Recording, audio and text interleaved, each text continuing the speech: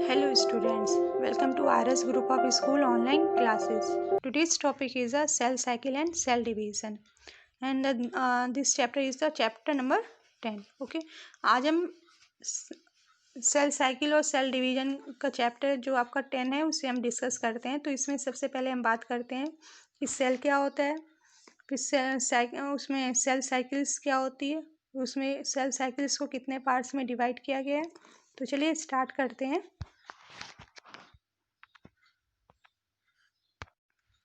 सबसे पहले हम बात करते हैं what is the cell. Cell are the basic unit of all living things. Cell makeup bones, muscles, skin and blood and the cell makeup leaves, roots, stem and flowers and as the organism grow the cell must reproduce.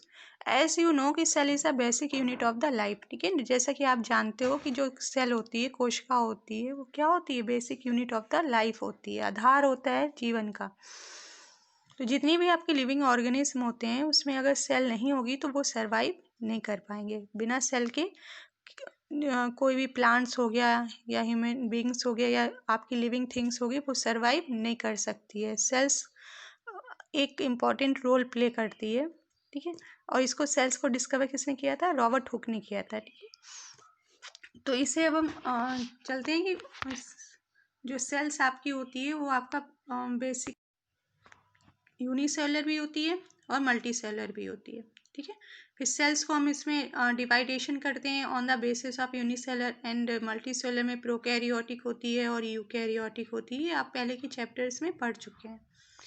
इसके बाद में आता है कि functions क्या होते हैं cell के, कि nutrient of the energy provide करती है। जितने भी हमारे मेटाबॉलिक एक्टिविटी होती हैं उनको क्या करती है, पूरा कंट्रोल करती है, उसमें हेल्प करती है।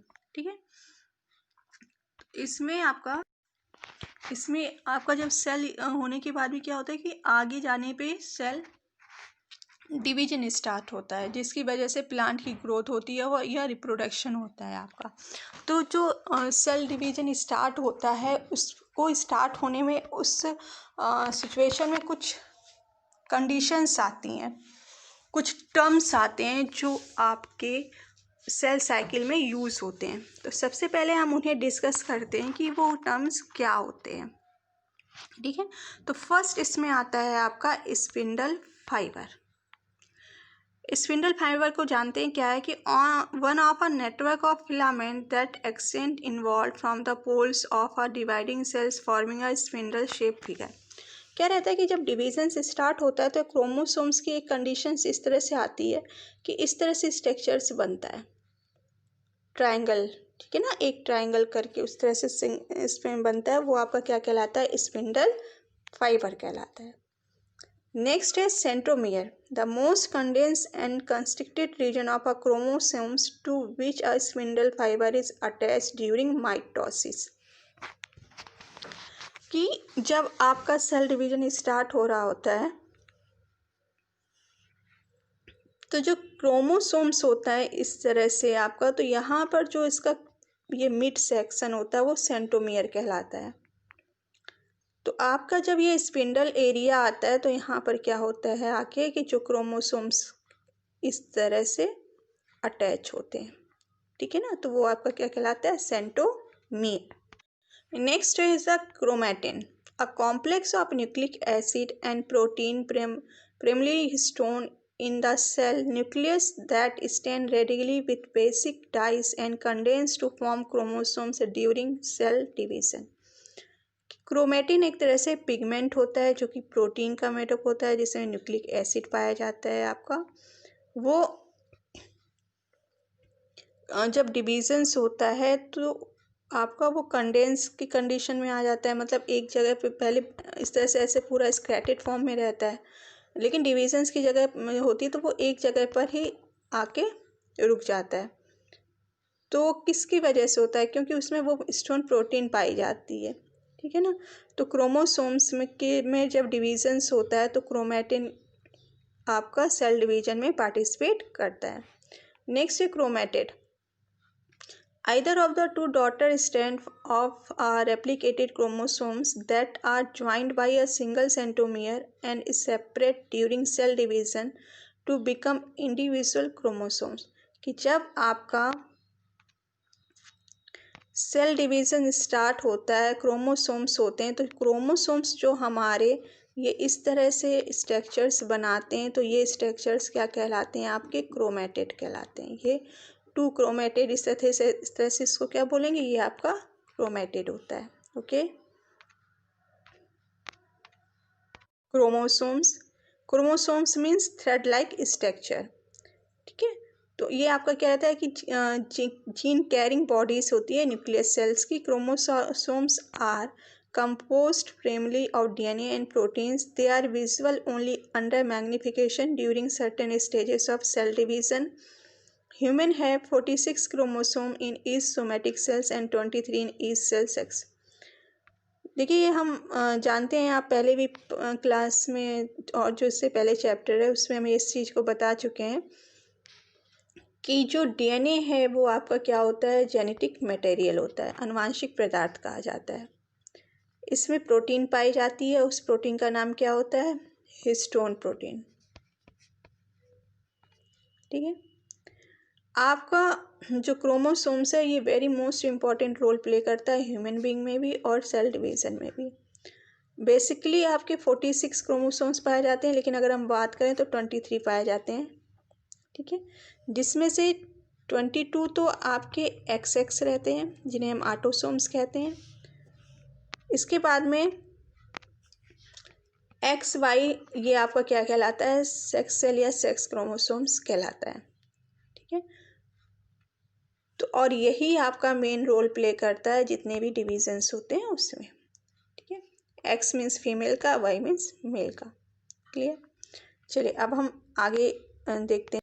नेक्स्ट पॉइंट आता है equatorial plane, the plate that contain all the centromeres and their spindle attachment during metaphase of the mitosis. कि इस तरह से एक प्लेट बनती है जहाँ पर ये इस तरह से डिविजन्स होते हैं और यहाँ ये क्रोमोसोम्स लगे होते हैं, तो वो आपकी प्लेट क्या कहलाती है? Plate, equatorial plate. Next kinetochore fibres, specialised region in the centromeres of chromosomes known is the kinetochore fibres कहलाते हैं इसको। इसे हम बेटा हिंदी में भी इनका यही रहता है और नॉर्मल इसमें कोई ये नहीं है कि कुछ प्रोनाउंसिएशन अलग रहेगा, इसका यही रहेगा। ठीक है, इसके बाद अब हम बात करते हैं आप सेल साइकिल जो हमारी मेन है। ठीक है, तो अभी तक हमने पॉइंट्स डिस्कस किए जो इस साइकिल में स्टार्ट होते हैं पॉइंट्स। अब हम बात करते हैं सेल साइकिल। सेल साइकिल जो बेसिकली होती है वो आपकी 4 टाइप्स में डिवाइड होती है, G1, S, G2, M।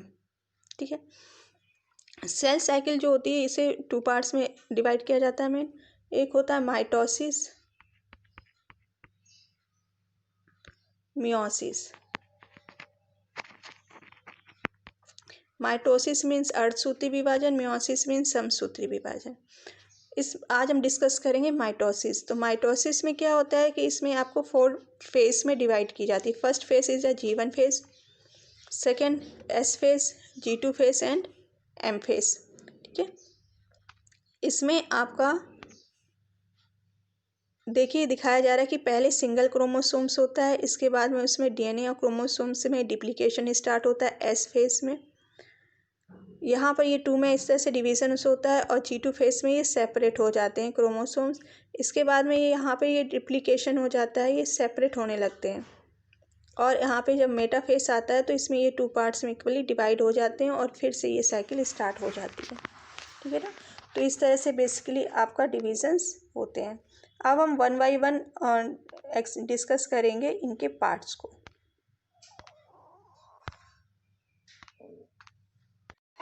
The cell cycle is the event that makes new cells by cell divisions through 6 process. First one is the interphase, mitosis यानी prophase, metaphase, anaphase, telophase and cytokinesis. तो ये main आपके क्या होते हैं? Mitosis के main phase होते हैं।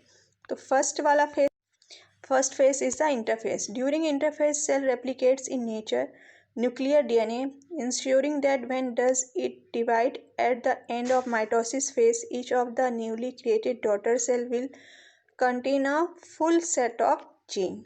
ठीक है, इसमें देखिए क्या होता है आपका, इस डायग्राम में समझते हैं कि इंटरफेस में क्या रहता है। ये आपका न्यूक्लियस इंटरफेस स्टेज है जिसमें ये आपका न्यूक्लियस रहता है। न्यूक्लियस में अंदर ये आपका न्यूक्लियोलस हुआ जाके, आपका ये क्रोमैटिन यानी क्रोमोसोम्स के थ्रेड लाइक स्ट्रक्चर होते हैं। आउटर न्यूक्लियर मेम्ब्रेन होती है और प्लाज्मा मेम्ब्रेन होती है, और यहाँ पर ये साइड में सेंट्रियोल होते हैं 2 पेयर में। तो ये आपका इंटरफेस में ये कंडीशन होती है। बाद में ये जो सेंट्रियोल होते हैं वो जाकर आपके यहाँ पर जो ये पोल होते हैं ना, इसका यहाँ पर के कॉर्नर में आ जाते हैं धीरे धीरे। तो आप ध्यान दीजिएगा, इन सबकी पोजीशंस धीरे धीरे चेंज होगी। तो ये प्रोसेस किस में आता है? आपका इंटरफेस प्रोसेस में आता है। ठीक। नेक्स्ट है आपका prophase. During the first mitosis stage the nucleolus faded and chromatin replicate DNA and associated protein condense into chromosomes. Each replicated chromosomes comprise 2 chromatid both with the same genetic information. कि इसमें यहाँ पे क्या रहता है कि आपका जो DNA होता है उसमें क्या रहता है, क्रोमोसोम्स के DNA में आप में चेंजेस आने लगता है। मीन्स क्रोमैटिन जो होता है वो आपका रेप्लिकेट होने लगता है। ठीक है, इसे देखिए इस तरह से इसका ये डायग्राम आपका आएगा प्रोफेस में, कि यहाँ पे पहले वाले में ये सेंट्रियोल यहाँ पर थे और ये यहाँ पे इस जगह पे देखिए सेंट्रियोल आ गए, और ये देखिए स्पिंडल फाइबर्स बन रहे हैं आपस में, दोनों पोल पर जा रहे हैं। यहाँ पर क्रोमोसोम्स की पोजीशन देखिए थोड़ा मोटे हो जाते हैं, यहाँ पे कंडेंस हो जा रहे हैं। यहाँ पर सेंट्रियोल पूरी तरह से दिखाई देने लगा है आपका क्रोमोसोम्स में, और आपके जो यहाँ पर जो सेंट्रियोल की पोजीशन है वो आपकी धीरे धीरे नियर टू पोल जा रही है। ठीक है, तो ये क्या आपकी होगी कंडीशन? प्रोफेस। नेक्स्ट है मेटाफेस। नेक्स्ट मेटाफेस है कि the next a nuclear envelope break down and a large protein network called the spindle attached to each sister chromatid. The chromosomes are not in perpendicular the spindle in a process called metaphase. Metaphase में क्या रहता है कि यहाँ पे जो आपके spindles होते हैं वो हमारे क्रोमैटिड देखिए यहाँ पे एकदम सेंटर एंड पे पहुँच जाते हैं, और जो क्रोमोसोम्स होते हैं वो एक तरह से प्लेट में इस तरह से प्लेट एक ऐसे बना लेते हैं, वहाँ पे वो अरेंज हो जाते हैं। इस प्लेट को क्या बोलते हैं? इक्वेटोरियल प्लेट बोलते हैं। ठीक है, तो ये आपका क्या रहता है मेन मेटाफेस में कंडीशन। सो यहाँ के जो क्रोमोसोम्स होते हैं क्रॉस कंडीशन में लग जाते हैं, और आपका क्रॉस कंडीशंस में होने पे क्या रहते हैं, काफ़ी थिन हो जाते हैं। ठीक है ना, पहले से जो आपके थिक होते हैं उसकी जगह पे वो थिन हो जाते हैं काफ़ी उसमें, और आपके जो सेंट्रियोल होता है वो सेंटर एंड पे पहुंच जाता है। तो ये आपकी किस में होती है? मेटाफेस कंडीशंस होती है। Next one is anaphase. Anaphase begin as the centromere of each pair of chromatids split doubling the number of chromosomes. Chromosomes के जो नंबर होते हैं क्या होते हैं? डबल हो जाते हैं. One separated sister chromatid each now an independent chromosomes with its own centromere begin moving apart towards opposite poles of the cells, and the movement of made possible by two mechanisms. The kinetophore fibers attached to each centromere begin to shorten, pulling and chromosomes towards the pole. At the same time, the polar microtubules from opposite ends of the cell form cross bridges in the equatorial plate, pushing and the poles apart by becoming longer. Okay. इसमें जो आपकी chromosomes की conditions होती है वो आपकी one sided short and one sided long होती है. डॉटर सेल जो क्रोमोसोम्स होते हैं उनका फॉर्मेशन होता है, और आपकी जो बीच की प्लेट इक्वेटोरियल प्लेट होती है वो आपकी ख़त्म हो जाती है, और धीरे धीरे जो ये क्रोमोसोम्स होते हैं वो पोल के साइड बढ़ने लगते हैं, मीन्स इस साइड आने लगते हैं. ठीक है, तो ये आपकी कंडीशन किस में आती है? एनाफेस में होती है. Next telophase. In telophase, the daughter chromosomes arrive at the spindle pole. After complete separation of the chromosomes, the nuclear membrane begins to reform around each group of chromosomes at the opposite end of the cell. When telophase is complete and the new cell membrane is being formed, the final step in telophase involves the initiation of the plasma membrane cleavage between each of the new daughter cells to ultimately yield to separate cell during cytokinesis and the next phase is a cell division. Okay, इसमें क्या रहता है आपका कि जो आपका divisions होते हैं टीलोफेज में, उसमें आपकी 2 डॉटर सेल्स का फॉर्मेशन होने लगता है, ठीक है ना। इस तरह से 2 डॉटर सेल्स का फॉर्मेशन होने लगता है, और जो आपका क्रोमोसोम्स होते हैं वो आपके सेंट्रियोल पे पहुंचने के बाद में कंडेंस हो जाते हैं और राउंडेड शेप में होने लगते हैं, ठीक है। और इस तरह से एक क्लीवेज फरूक का फॉर्मेशन करते हैं, और यहाँ से फिर क्रोमोसोम शॉर्ट होने के बाद में धीरे धीरे सेपरेट होने लगते हैं, ठीक है। तो ये कंडीशन किस में होती है? टीलोफेज में। और यहाँ से फिर टीलोफेज से क्या रहता है आपका कि ये आपके इस तरह से 2 फिर सेपरेट अलग अलग बन जाते हैं, ठीक है ना। 2 सेल्स का डिवाइडेशन हो जाता है। तो ये वाले जो आपका यहाँ से पूरा है कि ये सेपरेट हो जाएगा, ये आपका यहाँ पर ही फॉर्मेशन कर देगा, ये यहाँ पे आ जाएगा, ठीक है ना। तो इस तरह से टीलोफेज की कंडीशन, पूरी जो प्रोसेस है वो टीलोफेज पे यहाँ पर आकर 2 डॉटर सेल का फॉर्मेशन ये कर देता है, ठीक है। Next is cytokinesis, the final stage in the process of cell division known is the cytokinesis, which usually begin during late anaphase और अर्ली टीलोफेज, जो कि आपकी इन दोनों के बीच की स्टेज होती है।